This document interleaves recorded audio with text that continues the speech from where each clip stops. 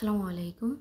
আজকে রান্না করব গরুর মাংসের কাবাব। প্রথমে এখানে 100 থেকে 200 গ্রামের মতো গরুর মাংস নিয়েছি, হাড় ছাড়া গরুর মাংস। এর মধ্যে দিয়ে দিলাম বুটের ডাল, পেঁয়াজ কুচি, আদা বাটা, রসুন বাটা, শেষেতে দিয়ে দিলাম হলুদের গুঁড়ো 1 চা চামচ, ধনিয়ার গুঁড়ো 1 চামচ, জিরের গুঁড়ো 1/2 চা চামচ, লাল মরিচের গুঁড়ো 1 চামচ, এবার শুকনো গুঁড়ো মশলাগুলো দিয়ে দেবো। স্টার মশলা, দারচিনি, তেজপাতা, এলাচ, লবণ, পরিমাণ মতো তেল দিয়ে দেবো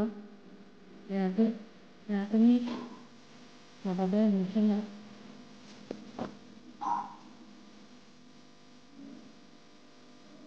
সবগুলো দিয়ে মিক্স করে নেব। ভালো করে মেশানো হয়ে গেলে এটাকে চুলায় বসিয়ে 1 থেকে 1.5 কাপ পানি দিয়ে এটাকে রান্না করে নেব। রান্না করা হয়ে গেলে মাংসটা যখন সিদ্ধ হয়ে যাবে এ পর্যায়ে তারপরে শুকিয়ে নিতে হবে। ভাজা করে নেবেন। এ পর্যায়ে চুলার আঁচ বন্ধ করে দিয়ে ওকে ঠান্ডা করে নেব। এবার একটা ব্লেন্ডারের জারে সবগুলো উপকরণ দিয়ে একটা পেস্ট তৈরি করে নেব।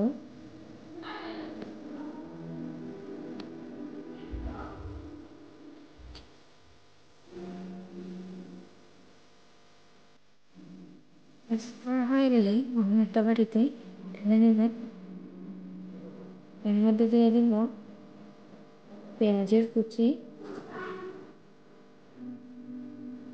ধনিয়া পাতা কুচি, মরিচ কুচি। এবার একটা মুরগির ডিম দিয়ে এটাকে মেখে নেব। এখানে অতিরিক্ত লবণ দেব না, কেননা মাংসটা রান্না করার সময় লবণ ব্যবহার করা হয়েছে। পরিমাণ মতো লবণ হয়ে গেছে, তার জন্য এক্সট্রা লবণ দেব না। এবার একটা ডো করে নেব একটা শেপ দিয়ে। এবার একটা ডিমে ফেটিয়ে কোট করে ভেজে নেব। ডিমে কোট করা ছাড়া ভাজা যাবে না, হয়তো ভেঙে যেতে পারে, তার জন্য ডিমে কোট করে ভাজতে হবে। ব্রাউন কালার করে ভেজে নিয়ে এই তো রেডি গরুর মাংসের কাবাব।